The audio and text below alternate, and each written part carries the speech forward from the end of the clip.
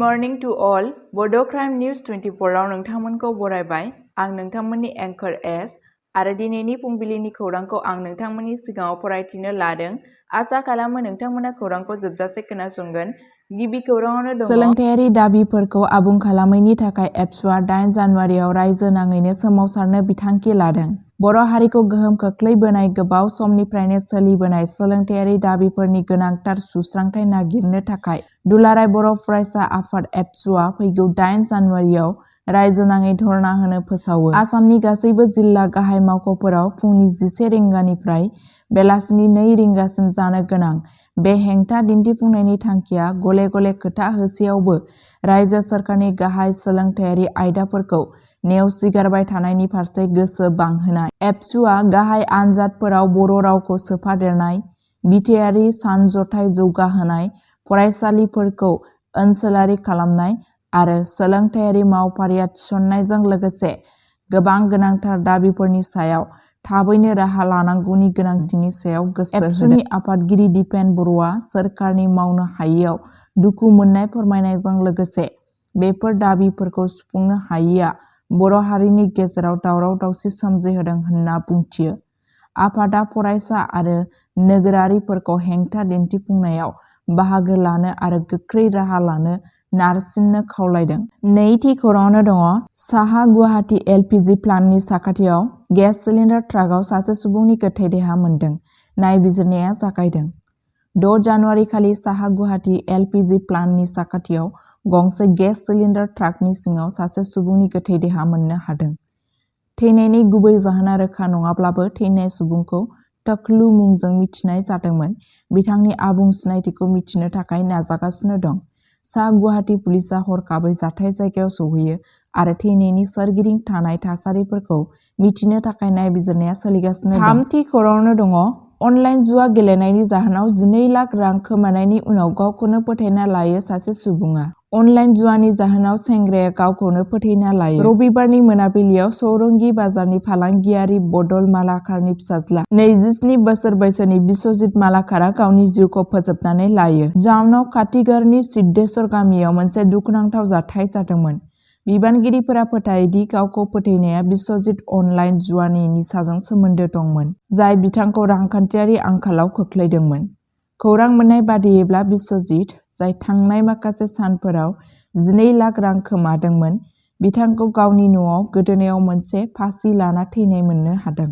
जायगानि सुलुंनि बादिब्ला सेंग्राया सिगाङाव खेबनै गावखौ फोथैनो नाजादोंमोन, नाथाय मोन्नैबो समाव बिथांनि नखरा बिथांखौ रैखा खालामनो हादोंमोन। बबेखानि बे खेबाव नखरा समाव आखाय होनो हायाखैमोन। खाथिगरा पुलिसआ खौरां मोननानै जाथाय जायगायाव सौहैयो आरो गोथै सह'खौ बोखांनो हायो, जायखौ पस्टमर्टेमनि थाखाय सिलचर मेडिकेल कलेज आरो देहा फाहामसालियाव दैथायहरनाय जायो। गिबि नायबिजिरनाया गावखौ फोथैनायनि गुदि जाहोन महरै जुवा गेलेनायनि दाहारनिफ्राय बांबोनाय नारसिनथायखौ दिन्थियो। बे जाथाया ओनसोलारि सुबुं समाजखौ सोमोनांहोदों आरो ओनसोलाव अनलाइन जुवा गेलेनायनि बांलांनाय जेंनानि सायाव जिंगा सिखांहोदों।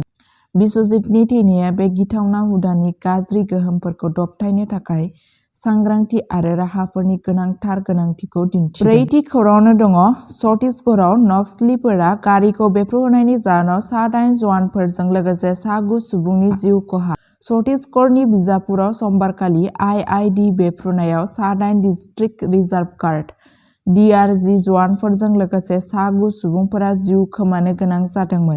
बस्तर इन्सपेक्टर जेनेरेलआ बुंदोंमोन दि सासे थैनाय सुबुङा बै गारिनि सालायगिरिमोन जायखौ नक्सलीफोरनि मोनसे हानजाया बेफ्रुहोदोंमोन।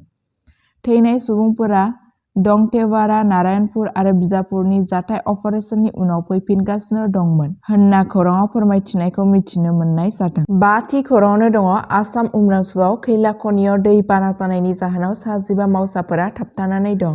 रैखाथि हाबाफारिया सोलिगासिनो दं। 6 जानुवारि खालि हरखाबै दै बाना जानायनि जाहोनाव उमरांचुनि 3 किल' ओनसोलाव गंसे खैला खनिनि सिङाव सा 15 मावसाफोरा थाबथानानै दं होनना खौरां मोन्दों।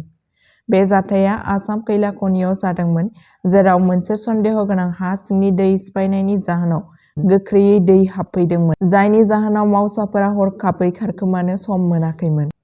दिमा हासावनि पुलिस सामलायगिरि मायांक कुमार झाया रोखा खालामदोंमोन दि रैखाथि हाबाफारिया सोलिगासिनो दं, थेवब्लाबो थाबथानानै थानाय खनिफोरनि नंगुबै अनजिमाया फोरमान जायाखै। स्टेट डिजास्टार रेसपन्स फर्स (SDRF) आरो नेशनेल डिजास्टार रेसपन्स फर्स (NDRF) जों लोगोसे इमारजेन्सि रेसपन्स टीमफोरखौ गोजान जायगायाव थिसननाय जादों।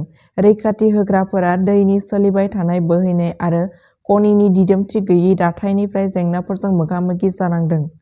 थाबथानानै थानाय मावसाफोरनि नखरफोरा थावनियाव ज'जादों, आपडेटखौ नेनानै दं मानोना जायगानि दैदेनगिरिफोरा गोख्रै रैखाथि नाजानायखौ खावलायदों। आसाम सोरखारा आबुं हेफाजाब होनो खोथा होदों। गिबि मन्थ्रि हिमन्त बिश्व शर्माया बे जाथायनि सायाव गोजौ थाखोनि नायबिजिरनो बिथोन होदों। बड' क्राइम निउज 24 खौ नायनायनि थाखाय साबायखर। सानफ्रोमबो बड'लेण्ड आरो बिनि बायजोनि खौरां आरो आपडेटनि थाखाय बड' क्राइम निउज 24 चेनेलखौ अन्नानै नोंथांमोना साबस्क्राइब खालामनानै ला आरो लोगोफोरनोबो शेयार खालामनानै हो। गोजोन्थों।